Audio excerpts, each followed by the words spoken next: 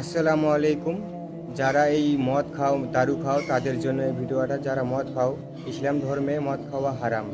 আর যারা তবু মদ খাও, তাদেরকে বলছি, এই যে তুমি মদ খাও, তোমার শরীরে ফেফসে কলজি এগুলো সব কিছু ড্যামেজ হয়ে যাচ্ছে, তবু তোমরা খাচ্ছ।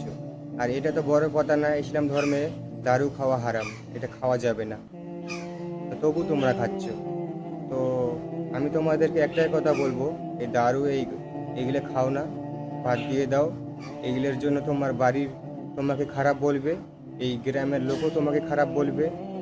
দারু খাইলে তোমার শরীরের সব ড্যামেজ হয়ে যাবে, সব দিক থেকে খারাপ। দারু একটা মনে করো যে কোনো দিক থেকে ভালো না।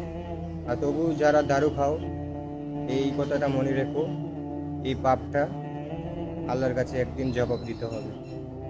যে আমি দুনিয়াতে শুনছিলাম যে ইসলাম ধর্মে মদ খাওয়া হারাম, তবু আমি মদ খাচ্ছি। আর যারা মদ খাচ্ছ, খাও না, আর বাদ দিয়ে দাও।